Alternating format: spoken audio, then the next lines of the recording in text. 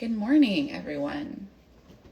It's so early, but I have a moment of peace this morning because the girls are gone and Nathan is on call and he's at the hospital. And so I got up early to make sourdough, and I'm going to do a couple things around the house. And I also thought, I've had some of you reach out asking me about a fertility update, because I also have my phone propped up underneath the cabinets. Hopefully you can see me.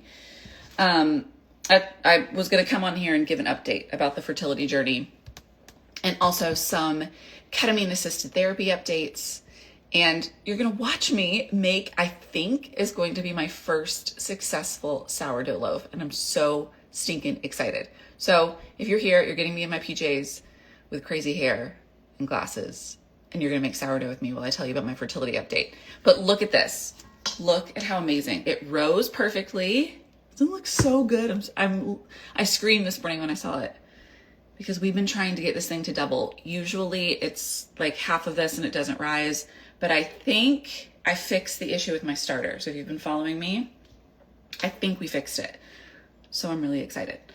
Okay, so I'm going to take this out and I'm going to tell you all a little bit about what's going on fertility wise. So if you haven't been following me for a while and you're new here, I am in the process of getting ready to freeze my eggs.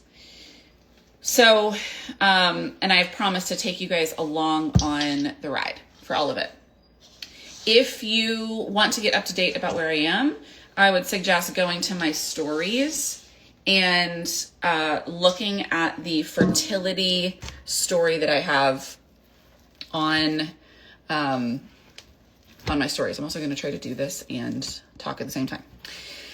So here's the update. Apparently so I'm at the stage where I have to get initial testing before they give me my medication and I'm sure I have people that make sourdough all the time watching me and cringing. So I'm new to this. Okay. I'm new. Anyways, what I was saying is that apparently when you freeze your eggs, you have to wait until you start bleeding to then go in for initial tests. So that is the stage that I'm in. I'm waiting for my cycle to start. Now, here's what's crazy.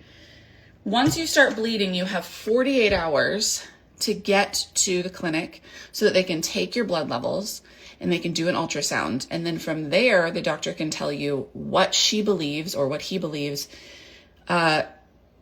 the right amount of hormones you need to take in order to have the eggs extracted. Also, it will let us know how many rounds of extraction we need to do, depending on how many eggs I want and all of that.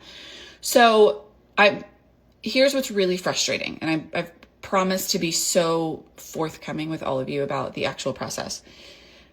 I have worked really, really, really hard over the past 2 years to balance my hormones. I have gotten my hormones to the point where my period is down to the minute. Like, I can predict exactly when it's going to start. Most women do not have that luxury. They struggle. And if you are struggling in that regard, I highly suggest, I worked with a company called Femgevity, and I'm still working with them. They have helped me tremendously in balancing my hormones to the point where my period is so predictable. I can tell you down to the minute when it's going to start.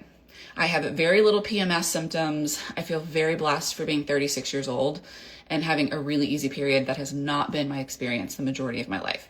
So I've worked really hard to get my hormones in order, which is part of the reason that I felt ready to freeze my eggs, because I knew that once I started taking the hormones, they're going to wreck my system. Like, I know they're going to wreck my hormones and I'm going to have to do the hormone balancing all over again.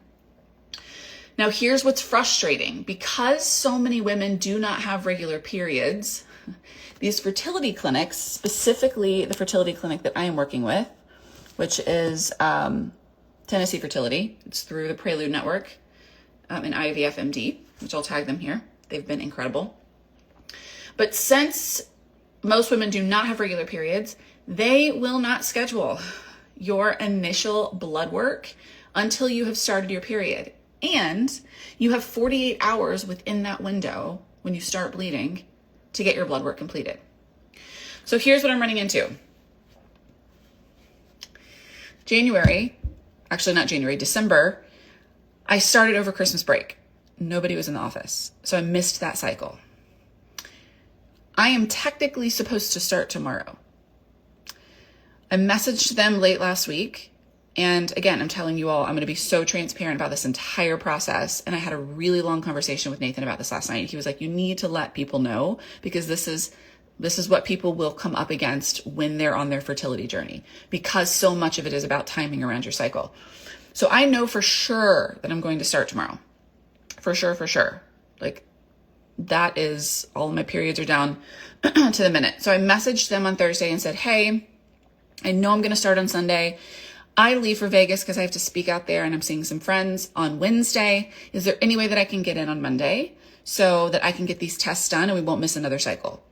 They messaged me back and they said, unfortunately, because periods are so erratic, we cannot get you scheduled until you actually start bleeding. So you all know what it's like to get scheduled at a doctor's office. I'm trying to be proactive so that we don't miss another cycle.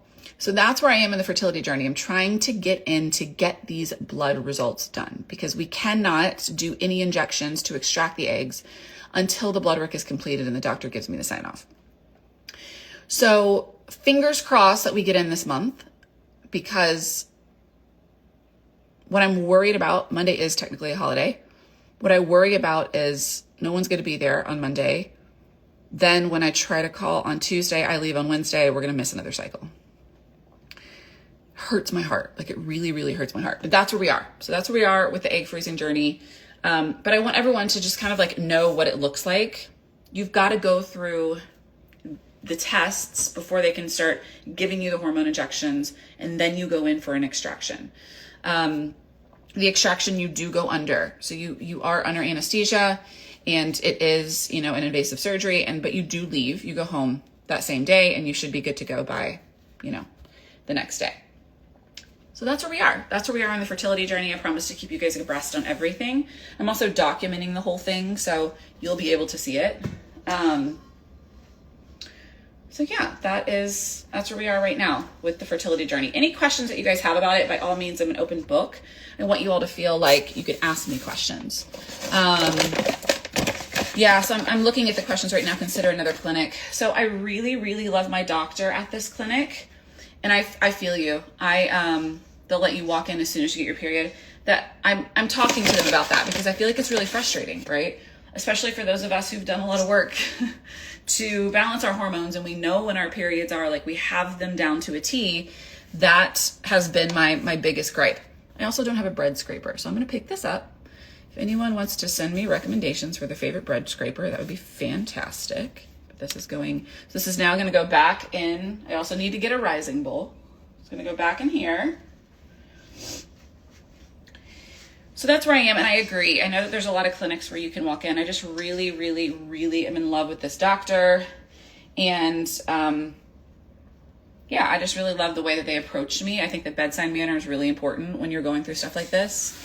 And this has just been a really great clinic thus far. This has been my biggest hiccup and my biggest frustration. So I'm vocal, and I'm going to vocalize it, and I'm going to tell them, like, hey, it's hard. It's hard for us who have decided, especially me being 36 years old, like, I want to get some healthy eggs. And I should have done this when I was 33. I should have done this when I was 32, 34, 35, really anytime after 30. And I didn't. And life showed up differently for me. And there were, I focused on my career, and I didn't meet somebody that I wanted to build a family with. And so it's frustrating. Like, it's frustrating for us who we have a small window, and they need to hear it. They need to hear it. So I am going to vocalize that. Okay. Second thing I wanted to update you guys on is about a month and a half ago, I was talking about at-home ketamine assisted therapy through a company called Mind Bloom that I was testing on my own.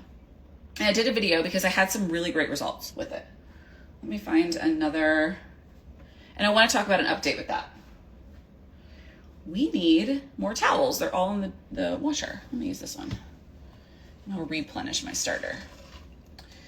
Also, here's my new starter. I'll show you guys because you guys know that I was having issues. So if you remember, it was down here and it was dead.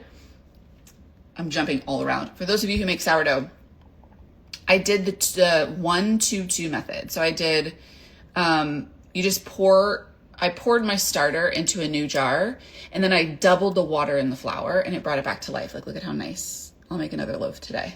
It looks really good. Okay, so updates around Mind Bloom. So I was posting about it because I had really great results with it. And I was talking to Nathan, who is my boyfriend, about what I was doing. And he asked me, he was like, have you looked at the clinical studies? Have you looked at the white papers around it? And me, being me, this is just me being honest, I was like, yeah, I've done some research around it. He was like, yeah, but have you actually like read the white papers about it? And I was like, no. He goes, okay, well, I'm going to do like a quick browse. And he did a quick research browse, and we found a research study that we didn't necessarily love. It talked about like, and I might butcher the stat. This is part of the reason why I haven't updated people on the Mind Bloom stuff, because I'm in the process of researching it more. 1 in 10, there was a study shown that 1 in 10 people that did at-home assisted ketamine therapy had a psychotic break. Now, I haven't read that research paper in detail, and so I've put everything on pause. I put my last 2 treatments of ketamine assisted therapy on pause, and I am in the process of doing in-depth research around at-home assisted ketamine therapy. And I wanted to be honest with you guys about that, because part of what has been so beautiful about my relationship with Nathan, he was like, you need to let people in on all of this stuff, like where you are in your journey with all of this. And so I am in the process, with his help, of really doing the research. And here's the beautiful thing. There have been more studies that have been conducted since I started, because at-home assisted ketamine therapy is pretty new. It's pretty new to the clinical and non-clinical world as far as psychedelics are concerned and all of it. So I am in the process of doing my own research, right? I'm not biased by Western medicine or Eastern medicine. And I am going to come to my own conclusion to give you my update on what I feel about at-home assisted ketamine therapy. I have done a lot of therapy. I've done a lot of somatic experiencing, clearly. I feel like I am a pretty resourced individual. So therefore, at-home assisted ketamine therapy will probably work for me because I have a lot of access to resource. I have a really strong, supportive therapeutic team. Well, there's Lemmy. Say hi, buddy. Farmhouse.